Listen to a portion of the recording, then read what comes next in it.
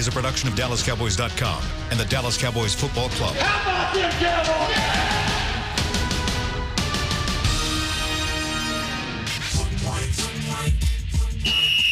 Let's go, baby. Are you ready for a break? Yes. Are you ready for a break? Absolutely. Ready for a break?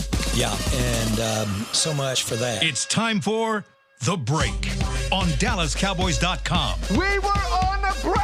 With Nick Eatman, David Hellman, Ambar Garcia, and Derek Eagleton. Welcome, guys. Wow. Welcome, guys. I can't speak today. I am so excited that I can't speak. I am so impressed at what the Cowboys were able to do last night. What a dominant win against the Rams. 44-21. A game that was, I think, very unexpected the way they won that game. And it's once again proven that once the Cowboys are able to run the ball and stop the running game from the opponent's team, they walk out with a win. I guess that's the definition of speechless. Like, you know, people say, I'm speechless. I don't know what to say. Like, that was the definition of that. I couldn't even get it out. Yeah. I don't know what to maybe say. we need to go unanimously against the Cowboys more often, I guess. I guess so. I don't know. You know, and they I don't feel bad about that at all. They don't deserve to be picked. And they weren't playing good at all. They hadn't beaten anybody that was worth. Man, I almost cuss around here, but they just don't feel. I mean, they just haven't done anything to say, hey, you know, they're going to get it together. Derek kept trying to troll me in the press box last night. He was like, "You regret your pick yet?" I was like, "I won't regret my pick if they win 100-0. Good for them." Yeah, but he picked the same thing. No, what is he talking about? Derek's a troll. Like that's what he does. It's fine. But. They had given us no sign that they were capable of playing a game like that against a team with a pulse. And that's exactly what this Rams team was. They're fighting for their playoff life. I mean, if you weren't aware of the margin, consider Rams lose and Vikings win, which basically ends their season. I mean, they're behind the eight ball. This win completely just, like, maybe not mathematically, but kills their realistic chances of making the playoffs. So everything to play for the Rams. And it absolutely did not matter. The Cowboys were the team that looked like a buzzsaw yesterday. And if you saw it coming, good for you, because you're the only one. The answer is, I don't know. Like, because the question is, where has this team been all year? That's what everyone's asking. Where has this team been? Isn't that why this year's again, been so frustrating? Can they be consistent? Right. Can they keep this They're up? 7-7. I mean, it's like a seesaw. I mean, it goes like boom. I guess that is a pretty consistent way to look at it. What is it? Consistently inconsistent. Yeah. Which I can't talk today either. In a way, I feel kind of vindicated. I picked the Rams to win. I won't apologize for that. Is Derek here? Yeah. Yes. Cool. Just because we have a team. Just because it's the group. Yeah. Not that we weren't. Maybe he can actually have some words because we're all just kind of fumbling around. He also picked the Cowboys to lose against the Rams. So, but there's probably like some kind of caveat to this. I picked them to lose. Yeah. Well, they didn't. But what I was going to say is, and you know, I'm not trying to.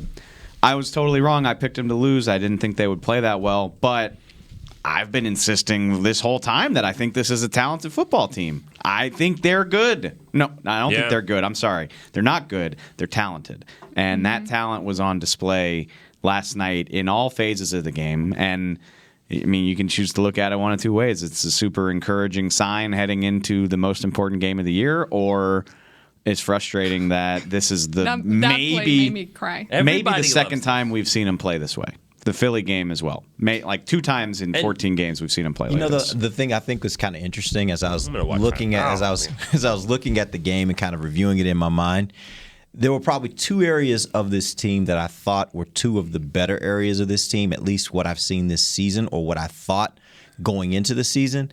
And those 2 areas, I still think were 2 areas that really didn't show a lot last night. And that was really encouraging. The wide receivers, they didn't really use them very much. You had 3 receptions by the top 3 wide receivers. It was basically a game for the running backs and the tight ends. And the defensive front, I expected them to still get more pressure. And both sacks came when they blitzed, and they came from a cornerback, and they came from a linebacker, right? So you look at those 2, and I talked about that at the end of the week last week. I said, you know, if this team's going to get on a roll, those three guys on that defensive line are going to have to show up and start making their presence known. And I don't know that I necessarily felt like that happened consistently enough yesterday, especially at times when I was noticing these guys had one guy in front of them, and they weren't necessarily winning. All in all, I think the secondary played great, though. And so you start looking at that, and that's why I start wondering right now, like, was that a good sign or a bad sign that you won in an unconventional way? That areas of your team that maybe haven't played as great started to play really. The offensive line played really great yesterday. Yeah. They hadn't been that good in a lot of parts of this season. So that's the part I'm kind of I don't know which way I really feel about it. I disagree with you on that. You do? I agree. I disagree that the receivers didn't play well. I think they did. I think that their presence alone is why they were able to, once the offensive line was able to go hat on a hat, knock people off the ball, I think the way the Rams were still playing Amari Cooper and Gallup helped them run the ball. And on the same for the defense. I think they got a lot of pressure on Goff. I think he was running around, and Gurley didn't do anything. So that defensive line, to me, did show up yesterday. Yeah. Maybe not in the stats, but I still think you can show up on defensive line. But let's be clear. What I was saying was not that they didn't play well. What I said was, number one, on offense, they didn't rely on the wide receivers. No. They were not a big part of what they did yesterday. On the defensive front, I think, yes, they played well stopping the run because obviously Gurley did nothing. But I still think there were situations yesterday as far as the pass rush was concerned where when they were sending four and there were guys that literally they were not being double teamed, they weren't necessarily getting home, and they weren't necessarily even in some of those instances providing a whole lot of pressure. That's more what I'm talking about is the pass rush. I don't know that it's – and maybe it's my expectations. My expectations, if you talk about those three guys, my expectation is that they should be able to dominate opposing offensive lines. I don't think they've gotten to that point yet in any particular game where I've said those three have dominated an offensive line. Yeah. He got lucky, too. I mean, considering how bad Jared Goff played, I mean, he was horrible yesterday. Yeah, he could really not have played a worse game. Yeah. Every pass he threw, I'm like, I could have thrown a better pass, and I can barely hold a football. And, it was really bad. So I was expecting a lot more. Considering that scenario, I was expecting a lot more from the defensive line. I wonder how much injuries affected both quarterbacks. I mean, Dak, he played well as a well-rounded effort, guided the offense, picked up some crucial yards with his feet, had some crucial third down completions, but he didn't look his sharpest. I wonder if his hand is part of that. And then Goff appeared to hurt his thumb, and I buy it because he looked terrible, even when and they did put some pressure on him. Nick's right. I mean, they made him uncomfortable in the pocket a few times, but even when he had all the time in the world, he was bad. He missed some routine throws. There were some throws that were just like, okay, you should be able to make that AG's exaggerating, which I do all the time. But seriously, the one that stands out to me is like the dump off to Gurley all by himself. Yeah. 15 yards minimum, maybe as many as 30 yards, and he just shorted it, and he was not under pressure. Would he have caught it? I mean, based on the Gurley 2-point had a rough conversion. day, too. I don't think he was at his they best definitely yesterday. did. Yeah. Man, there's a million different ways I could go with it. Like, right off the bat, I think another, I mentioned the Philly game. What happened in the Philly game? They forced 2 quick takeaways, got up early. This team is so well built to protect a lead. And I'm stealing this talking point from my buddy Jeff Kavanaugh because I thought it was really smart. People are like, oh, look what happens when they run the ball. This is perfect. Well, how'd they get that lead? They took advantage of big plays. Tavon Austin gets completely separated on a rub route, 59-yard touchdown. That comes after. Yes, the running game did get him down there on Witten's first touchdown. Passing game gets him up 14-7. And then Sean Lee's takeaway at the end of the first half allows them to score, and all of a sudden you can just run the ball at will because you're protecting this sizable lead. It was really, if I'm not mistaken, you may have the play-by-play. I think it was the third touchdown drive where they actually really started relying on the run. They were just driving the ball down the field on the ground. The previous possessions, they hadn't. I mean, it was a mix. Really, it was literally run, pass, run, pass, pass. I mean, it was all the way down the field. But I think it was that third touchdown possession where you started to see them really focus in on running the ball, and they were having success doing it. Well, when you have third and 2 from the 8-yard line on that possession that you're talking about, 3rd and 2 from the 8, and Zeke gets 1 yard, then 4th and 1, Dak gets 2 yards, 1st and goal from the 5, Zeke for 3, and then Zeke for one, and then Zeke for one. They kept running it in. And we talked about that in the press box. We were like, the way they're running the ball, I'm going to keep running it here. Yeah. And they did. They stayed committed to it, and they kept pounding, and they were picking up a yard, picking up 2 yards, whatever the case was, in order to get the first down or the touchdown. You remember that big play Aaron Donald had? No. That's the thing. He didn't. And he's he's an outstanding player, and he has been for a long time and all that. But, I mean, I think Zach Martin and Suafilo, I think those two guards played outstanding. I bet everybody did up front, Frederick and all that, because they really did knock him off the ball. To me, this was exact flip of the script of the game against the Rams back in January. Yeah, exactly. Totally. I mean, they ran the ball for 250. They couldn't. Gurley, their star back, couldn't do anything. Mm-hmm. They were dynamic. Kellen Moore did a great job. But no one wants to hear it. But you got to give the coaching staff credit for this, because they came out, and if Belichick outcoached him, in the game in New England, then Garrett outcoached McVay in this game all the way, because they had everything to play for, and the Cowboys came out, and they were the team that was doing some different things. Which, not to get in, we don't have to get into a whole deep conversation about accountability and all that type of stuff, but Antoine Woods gets arrested 2 weeks ago, and there's plenty of people that are like, well, what's he still doing on the team? Why is he here? Well, that's probably why. He kicked ass last night. Yeah, he did. He wrecked the Rams stuff the way that you would think Donald would. Yeah. For a nose tackle to stand out like that, tackle for loss in the backfield consistently. The Rams ran the ball for what? 22 yards? I think it was 22. That's amazing. And I told y'all this stat the other day. In the 2 games that Jalen Ramsey has played at AT&T Stadium, the Cowboys have scored 84 points.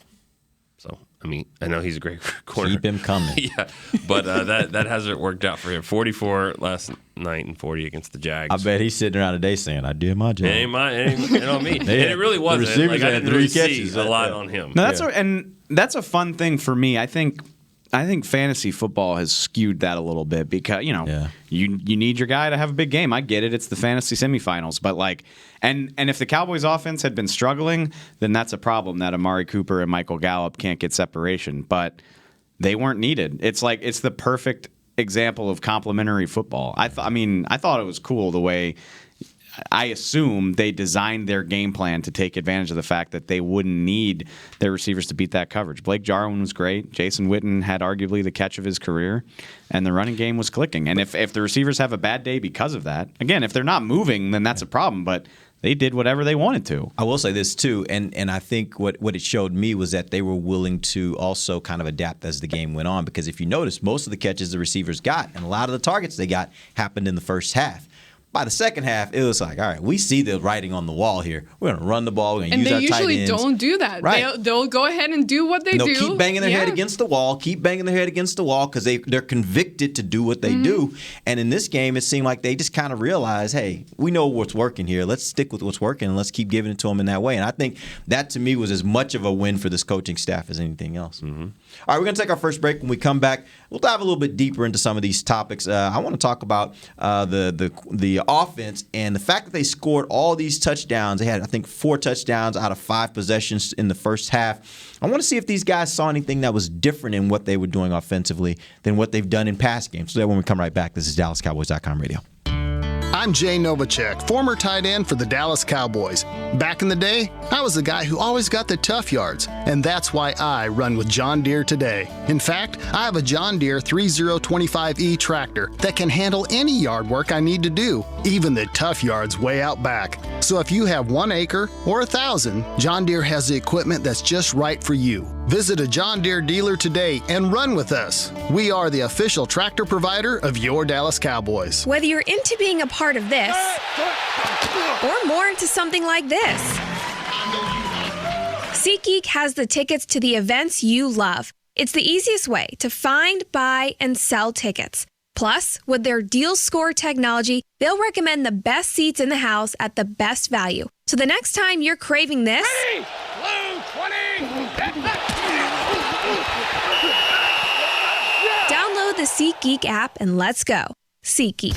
Want to use what the pros use? How about the official men's skincare brand of the Dallas Cowboys? Jack Black. Right now, you can get the Jack Black Starter, a curated collection of Cowboys locker room favorites for just $10 with free shipping. The starter includes 4 Jack Black skincare favorites, plus a full-sized intense therapy lip balm. Go to getjackblack.com/Cowboys and use the code word TEAMJB. That's getjackblack.com/Cowboys. The Jack Black Starter, $10, free shipping. Ready? Okay. Give me an S. S. Give me an O. O. Give me an S. S. Give me an O. O. What's that spell? So. Are we gonna win? Not if we play like we cheer. Just okay is not okay. Whether it's cheerleaders or your wireless network, AT&T is America's best wireless network.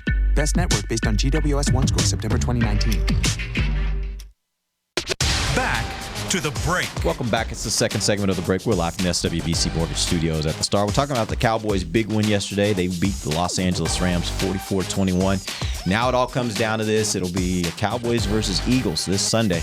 3:25, I think, is kick time, and the winner takes the lead in the division. If the Cowboys win, they actually clinch the division. Eagles win, there still would be a chance for the Cowboys to get in and win the division, but this game really is everything, and we'll get into that as we get later into the week, get you guys ready. But first, let's talk more about this Los Angeles Rams win. As I mentioned before the break, Cowboys yesterday offensively in the first half were as good as I've seen them this season. Probably even more so when you factor in that they were playing the caliber of team that they were playing relative to when we've seen this before. We've seen the first 3 games of the season. We all thought this offense was all world, but they were playing teams that aren't very good. This team is a good team, and the Cowboys were moving the ball at will, scored 4 touchdowns on 5 possessions. The only possession they didn't was the first one. Those next 4, it was 4 back-to-back touchdowns. And the interesting part, again, these weren't field goals. They actually finished the deal and got into the end zone. Did you guys see anything different in what they were doing yesterday that maybe led to that kind of success? I don't know if I saw anything different in what they were doing. I just saw a difference in the way that they were actually. It seemed like they were running the ball more in between the tackles. Some of these outside plays don't work that well. I don't think the Cowboys have a great team speed. Maybe Pollard can run on the outside and find a hole, but with Zeke, I think it was more up the middle and him just grinding out yards. So I thought that was the biggest difference there because it was taking your 2nd and 6, now 2nd and 5, and then he was sometimes 7 or 8 yards on first down. So I just think it was the way they were running and getting those holes, and he was really running hard. I thought this was his best game of the season Zeke. By far. Mm-hmm. Yeah. Couple thoughts. I want to get into that. But the other thing, not different, just doing the smart stuff at the right times, like quarterback sneak in a short yardage situation. It's a given when your quarterback is built like that, I think. So that was encouraging. Getting Tony Pollard involved. Mm-hmm. It's not stuff that we haven't seen. It's stuff that we haven't seen consistently. And that's, it's frustrating to think that there have been 6 games where Tony Pollard has had less than 10 snaps. And that's not a knock on Zeke. It's just, find ways to use your weapons. It's kind of baffling. But just doing the smart stuff at the right times. Again, not stuff we haven't seen, but stuff we haven't always seen. Yeah. And then the other thing is, I think, we have dogged the guy a lot, fans and media. Zeke is balling. And, you talk a lot about running backs getting better as the game goes on. He seems like he's rounding into form as the season goes along. Maybe it's because he didn't have a training camp. Maybe he wasn't feeling all the way right. I don't know. But all of the criticisms, I know, he hasn't gone to the house from 60 yards out, but we've seen the 20 and 30-yard runs the last few weeks. You forget about it because the rest of the team was playing crappy, but he's kind of had the ball rolling a little bit here over the last 3 weeks, and I think he looks as explosive and powerful as he has in quite some time, honestly. He had 4 or 5 runs yesterday where I was like, there's the juice that everybody's been saying he doesn't have anymore. That's it right there. And it might not, again, it's not a 60-yard run, but it's a 15-yard run where he cuts back, dodges one guy, and then plows over the next guy. That's the type of stuff you're used to seeing from him. And I just thought it was super encouraging. Both they're good. I was just going to say, I think one of the things we've been talking about is preparation and the way this team prepares during the week and what the coaching staff does. And I think they were finally able to do that. They came prepared to this game. And one of the things that was frustrating me and somewhat frustrating to me was the fact that I wasn't feeling the tension around. I wasn't feeling like this team had just lost 3 games in a row. And that was like, okay, all right. It bothers me when you're not on the same page, and like you should be upset too, you know? But that just came to show that they were just feeling confident and came prepared. They were ready for it, and they knew how to adjust to the game. And by adjusting, sometimes that means figuring out exactly what to keep doing that's working. And we already talked about that in the running game. So that was just very impressive. Never did I imagine that I was going to see Cooper Rush on the field later in that game. Yeah. You know, that's the interesting part, Amber. I think for me, it's both frustrating and encouraging because it did seem like yesterday they flipped the switch, right? And they became the team yesterday alone, not speaking of any other game this year, yesterday alone, they became the team that I thought they were at the beginning of the season.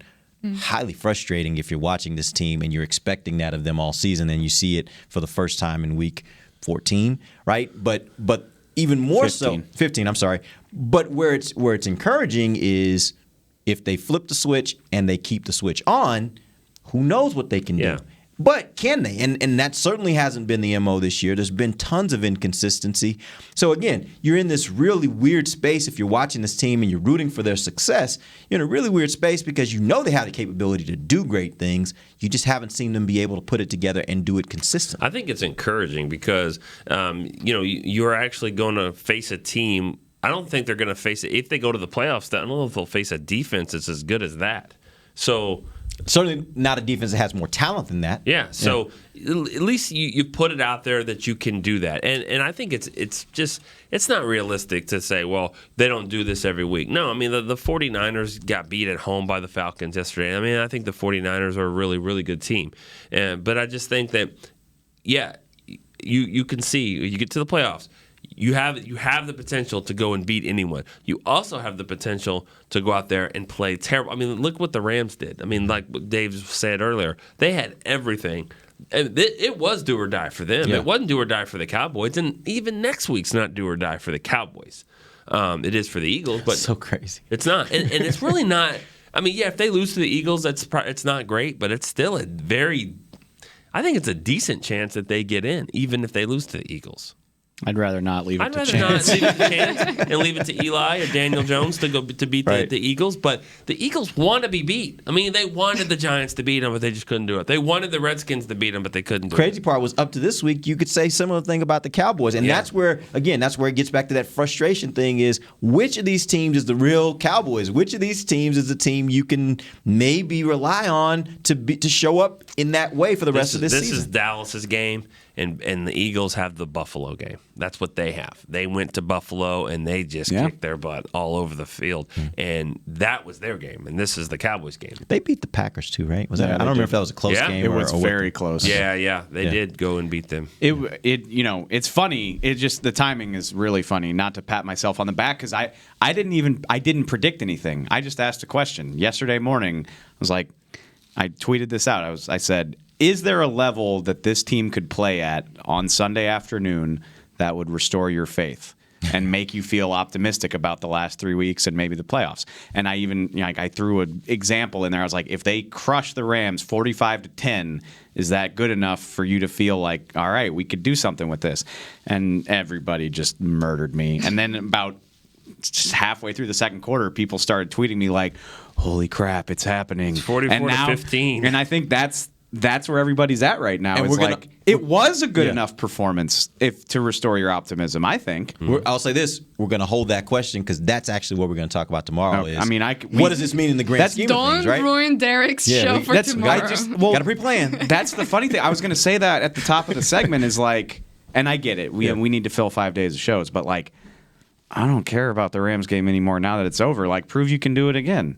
That's absolutely prove you can do it again. Prove. People keep saying like we needed this momentum. I'm like, you don't have momentum yet. You got to do something with it before it's momentum. You just won a game. You snapped a losing streak, and now I want to see what you do with it because history this season indicates that you won't. And it all sets up nicely because they have a game coming up next where it is a division rival that obviously knows them and they know each other, right? And this is a game that can clinch it for you. So in that circumstance, can you now go in and play the same kind of game as what you played against the Rams? It may not be the same outcome. I'm not saying you necessarily have to beat them 44-21. The point is, can you go and give the same level of effort and the same level of execution to where you can really, really take it to them and win a game convincingly in a more hostile situation, or even win a close game, but do it convincingly to where people feel like, man, this is a different team. They're playing at a different level than they've played throughout most of this year. You know, the exciting thing for me is that I truly believe that it doesn't matter who the opponent is. It's more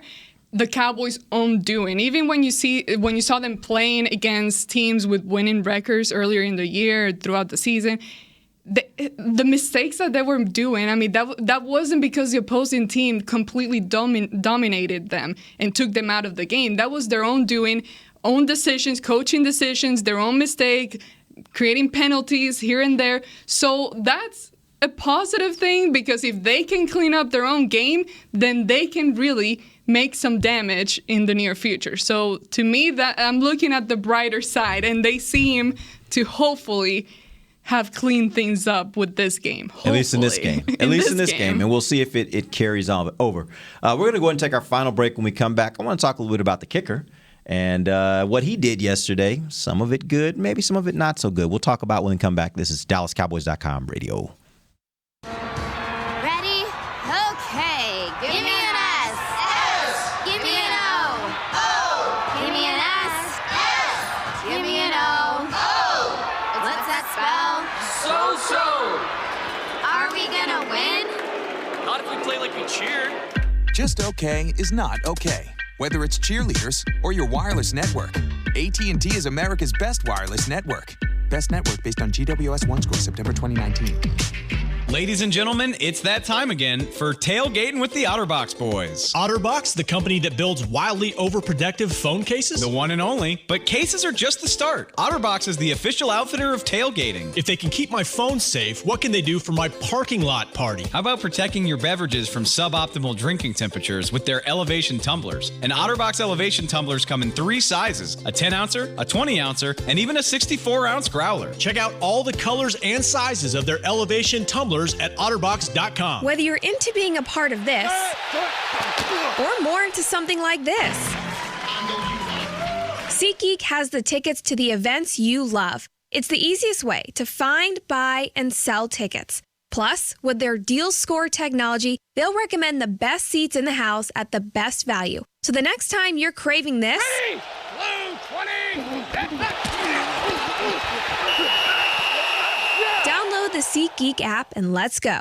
SeatGeek. Hey Cowboys Nation, this season when the Cowboys win, you get to experience the sweet taste of victory, because if the Cowboys win, the next day Dunkin' is offering a free medium hot or iced coffee. So don't just celebrate the Cowboys' success from the sidelines, head to Dunkin' and treat yourself to real victory, because this season Cowboys fans aren't only winning on game day, they're winning the next day too with a free medium coffee. Cowboys Nation runs on Dunkin'. Excludes cold brew. Limit 1 per guest. Participation may vary. Limited time offer.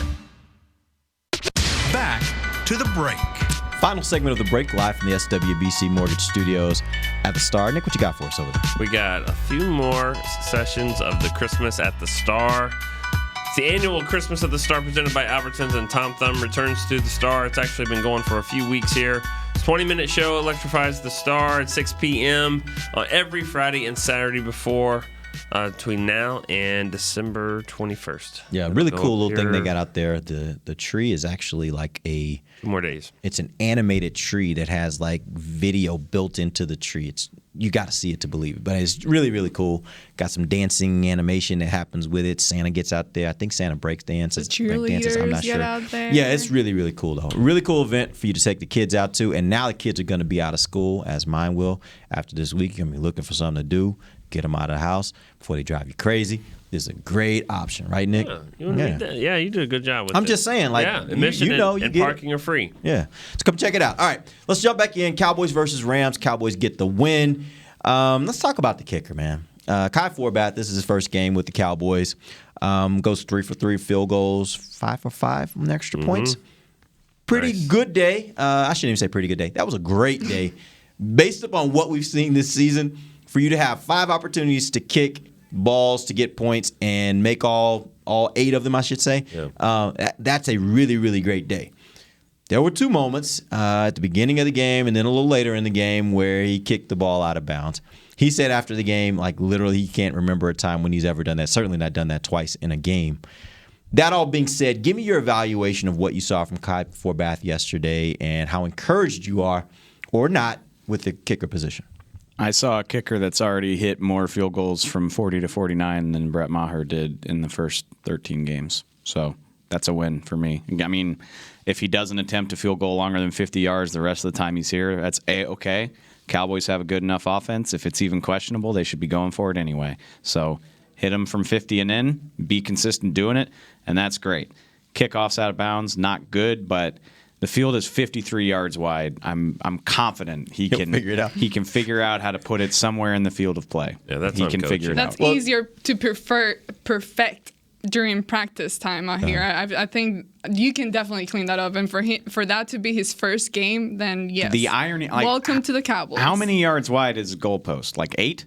Yeah. I don't even know. I don't even know the footage, but it's a lot narrower than a football field. Yeah. So the fact that he could put 5 different kicks through the uprights and 2 kickoffs out of bounds it's funny, not in a good way. But I mean, I'll take that. If you're hitting all 5 of your field goals. It is come down. It does. Are you really saying that? Are you saying that? No, I'm saying it's special teams coaching. You don't. He can kick it straight down the middle. They're asking him to kick it directional to kick it over here, and then he goes out of bounds. Just kick it. Just kick it as far as you can, straight down the middle of the field. Don't try to get fancy. Don't try to angle it and try to pin the guy deep and all that stuff. Don't do all that. Just kick it. Because he's right. Just kick it straight.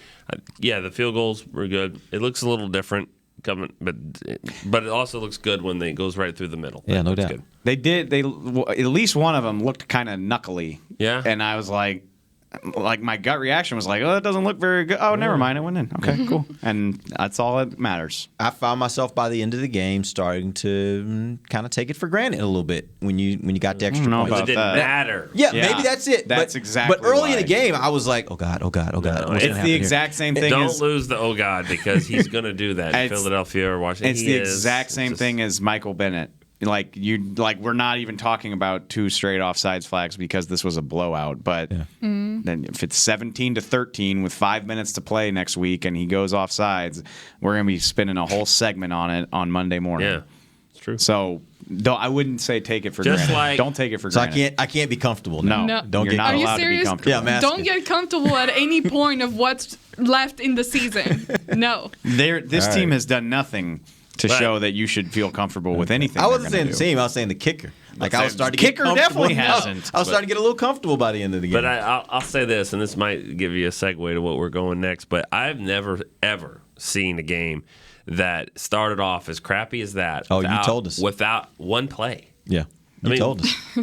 We hadn't even had a snap yet, and you've already had 2 mistakes. That's not what you said. No, I said 2 major F-ups. And I censored my tweet because I was just like, oh, screw it. Oh, and I knew you were going to do something because you looked at me and you were like, and you didn't have any words, and then you start typing. I was like, oh God, whatever he's about to put on Twitter. And then I hear Taylor back there like, Nick, I can't believe you did that. Yeah. So. Well, it was. I mean, it was guy kicks out of bounds, and then of course it started. Let me come back and say it wasn't a major mistake, but so I see the 2 are coming by. Right. But I mean, Dak, seriously, I mean. Let's talk about the coin flip here. So paint the picture here. I mean, you got Dak out there. He and Tank are talking, and they're showing the video right now for you guys that are watching. I don't really blame Dak for this. I know he kind of. You do. How? Yes, because I blame DeMarcus Lawrence and Jalen Smith. Honestly, here's what happened. Okay. Here's what happened. All right. The verbiage of the coin toss is so needlessly complicated. It's actually not, though. Yes. All you got to do is go out there and say defer. Defer. That's all you have to do. Defer. But here's the thing.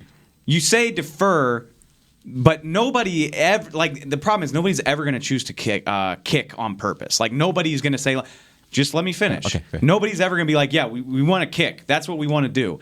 They know that once they defer, the Rams will choose to take the ball Yes. because otherwise they kick twice. That's how this whole thing goes. So D-Law and Jalen, they played like crap last week. They're chomping at the bit. Like they know they're going to be on defense because they're going to get the ball to start the second half. But you still have to wait for the Rams to say that. And instead, they were like, well, defense, we want defense. And Dak's all of a sudden like, we'll kick because we're going to be on defense because y'all are going to choose to receive because this is obvious. Mm-hmm. They just skipped the whole rigmarole. They skipped the second part. They skipped the part where you let the Rams say, we'll take the ball. And that all makes sense until you get to Dak's post-game interview where Dak says, somebody asked him, is there a chance when anybody would actually choose to kick? And what he says is baffling to me. He says, well, yeah, depending on the circumstances of the game and the conditions of the game. I'm like, no, there's never a situation. You tell me whatever the situation you think could be, and I'll tell you, I'm still going to say either I'm going to defer or I'm going to take the ball. There's no circumstance where I'm going to say, yes, I want to kick both halves. I think Dak was being a smartass, honestly. You think? Yeah, just like not – I just think he was like not giving Didn't come off like that. I was sitting there, and I detected some smartassery. It happened. I wasn't. It happened in a game. Jimmy Johnson was just coaching. Making up words. His first year, it happened with the Cowboys. Because he wanted it to? I don't know. I think he just – same thing. Didn't know the rules of NFL or something like that. But hey, they have replay for everything, and they went to the audio and they got it corrected. It was a little disturbing that that we couldn't figure that out earlier. I don't know who dropped the ball on that one, but why can't they just clean that up quicker?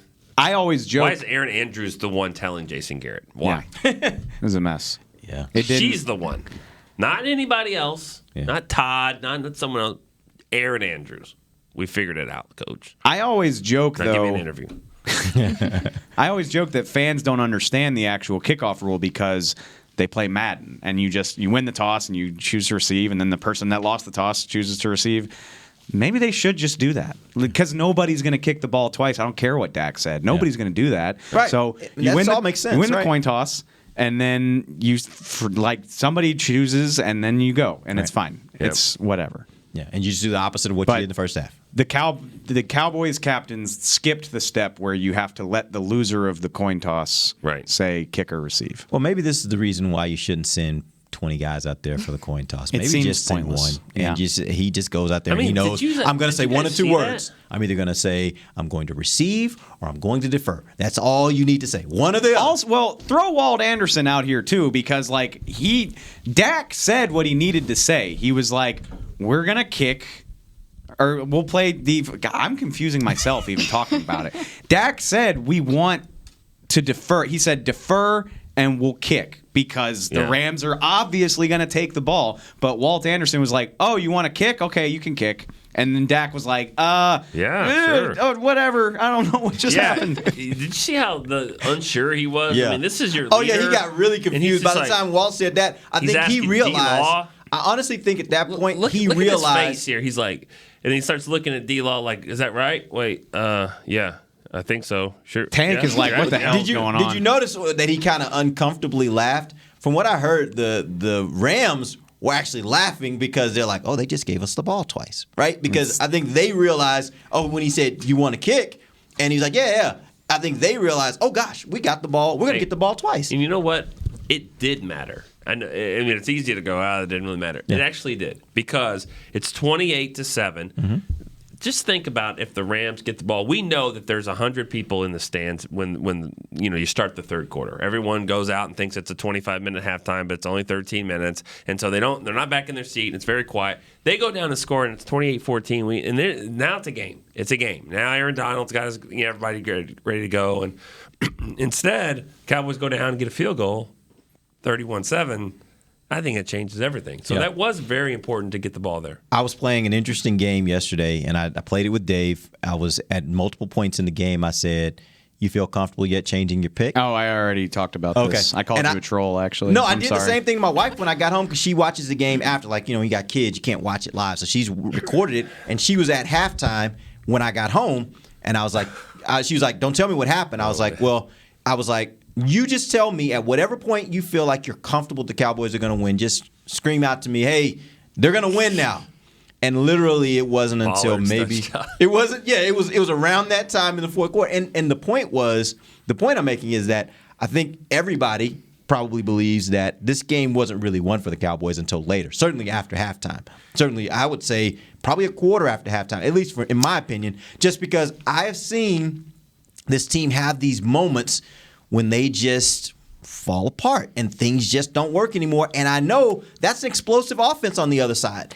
So I didn't feel comfortable, and so I agree with your point. If you're talking about it from the standpoint of whether that mattered or not, it certainly matters because you're right. 28-14 after one possession into the second half, I don't feel comfortable the Cowboys necessarily going to win. Maybe I'm just not. I felt totally comfortable. I meant like whatever. At what point? At halftime, I asked you that question, and you were like, "Nope, not there yet." Whatever doubt that I had at 28-7, when they got points on the first possession of the third quarter, I was like, yeah, they're burning. There we go. And that's the point. That's the point we're making. That's the point we're making. Right. That's why it mattered. Because without that, I think we all, if it would have become 28-14 with them scoring coming right out of the half, I think we all are sitting there like, oh gosh, could this flip on us, right? Yeah. And that's the point. Like that's a really good team on the other side, and the Cowboys have had their moments when they kind of lose it a little bit. Can we just real quick talk about Jason Witten making a catch, one of his better catches? Can we talk about Sean Lee? Go ahead. Do both. Talk about both. Man. That was like my heart. It was like a warm hug to my heart when I saw Sean Lee get that, and not only catch the ball, but then started to miss tackles and get away with, get in there. Are we going to play it on there? Maybe. It was so exciting. And just seeing his smile afterwards, too, it just, oh, my God. Well, that's exactly what the Cowboys... made my whole season. That's exactly what the social media team, that's what they tweeted out. Like, retweet if this, melted your heart or something like that. And I'm like... Okay, where did this come from? Because it wasn't me. You sit if up there it was in English, it wasn't me. I know, but you sit right up there. I mean, everybody was so excited. Talking about this. Even Dak said it. I mean, the only person that didn't really love it, I guess, is Kyle, because Kyle's not going to show it. Why are you giving Kyle a hard time? I'm just saying, Kyle just runs whatever they give him. What are you talking about? We don't have Sean Lee weaving through. We don't have that. But Witten, that was impressive. The way he was able to catch that ball and then turn and keep going, and not when you make that turn at his age. Okay, now we're watching Sean Lee. You ask and you shall receive. Thank you. Here's Jalen Smith. Do you think Jalen would have made that interception? He was flying. If Sean doesn't get it, Jalen's at least tipping it. Sean's got, I think, 14 career picks after that one, and Jalen has none. So I'm going to go with Sean. I'm glad Sean's a pretty sure-handed guy for a linebacker. He had 9 picks over 3 seasons from 11 to 13. Yeah. And I think that was the second one in the last 4 years. Yep. Kyle, you have Witten. The Witten catch. Best catch of his career? Here we go. I think so. Damn, that turn. The San Francisco game was really good a couple years ago, but this one. And then the spike, of course. Did y'all hear the story about this? Yeah. Tell the story, Nick. We don't have time. We don't have time for that. Who's going to stop us? Oh, okay. All right. He said, which story? The one that involves Dave? Yeah, that's the one I thought you were talking about. Yeah, go. So this one, he said, I have to call my granddad and apologize to him because this is probably my first spike in that's a weak spike too. I was told it was a grunt spike. Anyways, first spike in 16 years. But I will say this. He gave Dave quite the tongue lashing going on. He gave me the business a few weeks ago. Because Ed Orgeron went nuts after beating Alabama. He's like, act like you've been there before. He was like, I thought you were LSU. I thought you win games all the time. Act like you've been there before. Wow. He was like, wow. He was like me. I hand the ball back to the ref when I score a touchdown. So did you go and smirk at him in the locker room last night? I didn't see him last night. I'll probably bring it up when I see him on Wednesday. He'll kind of oh yeah, you got me. It's I mean, hey, you make the moment. Like that, you can do it right. The moment is everything. You should celebrate in a moment like that. There's nothing wrong with it. There's more to it than that too, because down to our left. There's a lot of snickers every time he catches the ball. here's 1 yard, here's 2 yards. Go get it, Grandpa. I mean, every time he does it. He's talking about the other media people in the press box. Other media guys this is going to be 1 yard, 2 yards. And then he makes a catch like that, and everybody looks over at this one particular guy, and it's like... Oh, you can say it. Clarence Hill. Clarence Hill. You want to apologize? Yeah. It was cool to see. I mean... Great. Witten set the tight end record for catches in 2012, and I believe Lee had 4 picks that year, or maybe it was the next year. Either way, they turned back the clock. It was fun to see. Yeah, it was a good game. We'll see if they can follow that up. Does it mean anything? Does it mean anything? We'll talk about that tomorrow. We're going to talk about Eagles can't bring their championship hats to the sideline, and fair. the Cowboys can. There you go. To the sideline? To the sideline. It's a hat and T-shirt game. T-shirt. All right. Only on the Cowboys sideline will they be there. We appreciate you guys joining us. We'll be back tomorrow at our normal time, 11:45 for Nick Geetman, Dave Hellman, Amber Garcia. I'm Derek Eagleton. This has been The Break, live on DallasCowboys.com radio. This has been a production of DallasCowboys.com and the Dallas Cowboys Football Club. How about this, Cowboys?